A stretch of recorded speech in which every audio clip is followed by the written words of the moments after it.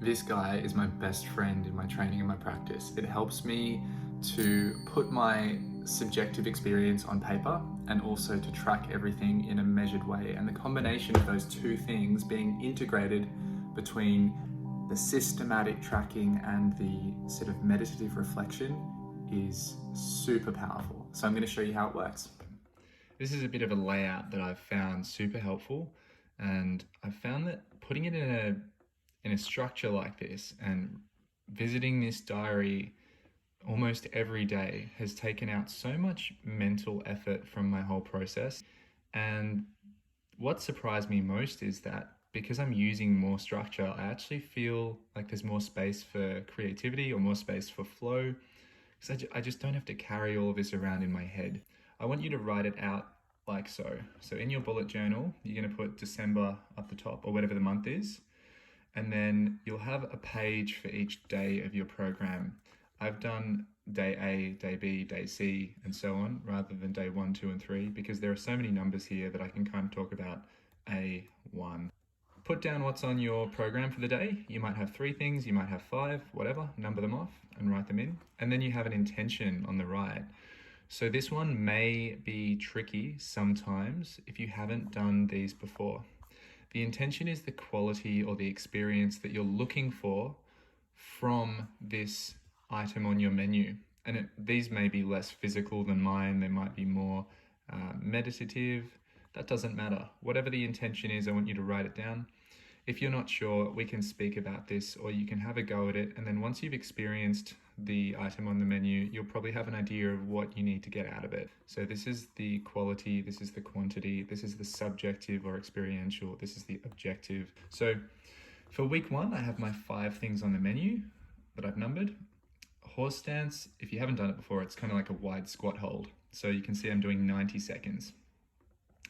Rather than write my sets in, I leave the sets blank and just put the hold time. And then I tick off the sets as I do them to feel accomplished, to make this like a have done list rather than a to-do list. You're already going to have the specifics of what is expected on your program. So this diary is a tracker for you to use the diary as you go and consolidate that habit of like doing the thing, then writing it in, then seeing that, yeah, I've done it. I have trust in my ability to show up. I have trust in my practice. You can see here for Sumo Deadlift, I've done 8 reps at, and then I've put 60 for 2 sets, 80 kilos for 1 set, 100 for 4 sets. So 8 reps at was the only thing I wrote at the beginning of my session, and then I did this as I went through the session. The reason this is good is because often in your program, I'll give you a range of sets. I won't just give you an exact number of reps and sets, because obviously that would be a bit arbitrary if we haven't tested you. So the important thing is that you just write down what you do.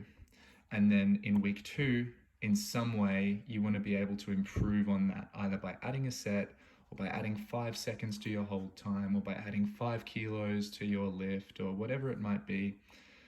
And then for some things, it's not as easy or as necessary to track them in this way, like breath work. So for breath work, my intention is to relax and surrender effort. How do I measure that? Maybe you could have like a pulse oximeter or a heart math device, but that's pretty high tech. So I just put 10 minutes, nasal slow exhales, and that's ticked off and it's done. Do that for each week of the month for this session, and obviously for every other session, like day B, day C, however many you have. And at the bottom here, you have notes. So this is just notes to self about this session. So it could be something that you learn about how your shoulder feels when you're doing a pull-up and how to minimize pain there. It could be anything interesting that you want to just make a note of. Okay, so each day or each session gets a page. And then you set up a December reflection page or whatever month you're in.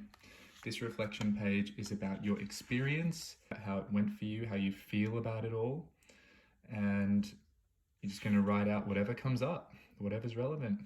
Cap it off at a page. You can always do some more writing elsewhere, but I like to cap this off at a page so that I have to be a bit intentional about what I'm writing. And then on the other side, you have the more quantitative experience, which is your habit tracker. So you put the month up the top again. I've got 6 here, but you might have 1, or you might have 10. I'm not going to tell you how many habits you need to track. I will just say, put down the things which you think are really foundational factors in your growth as a human and your progression through the practice. So for me, obviously training or movement of some kind or practice of some kind is an element. Writing is a big element in my life. Cold exposure helps me to tackle things that are uncomfortable and learn to relax into them until it becomes easy. I want to spend at least 8 hours sleeping, so I'm going to get in bed at 10 and stay in there until 7 to give myself the opportunity. 3 healthy meals and walk the dog. Come up with your own by all means, and also recognize that some things don't need to be ticked off every day, but that ticking things off every day will be easier to establish a habit with. This is just a note section for you. So I put, when action is effortless, time is given, not taken. And that speaks to the feeling that when you are present with and open to a process, it feels like it's giving you something back. Whereas when you have this internal resistance to what you're doing or this effort, it feels like you're kind of wasting your time.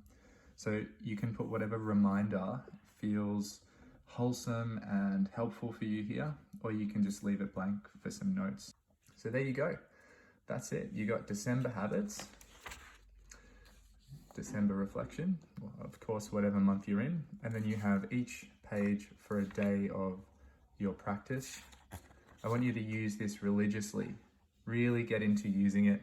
It's going to help you tremendously, and fill it out for the month in advance so that when you rock up to your practices or your sessions, it's a really easy process of just filling one line out at a time. Remember, I'm here to help with all of this. So if at any point you have questions or queries, or there's anything that I can help clarify in any way, feel free to email me at hello@attuned.space.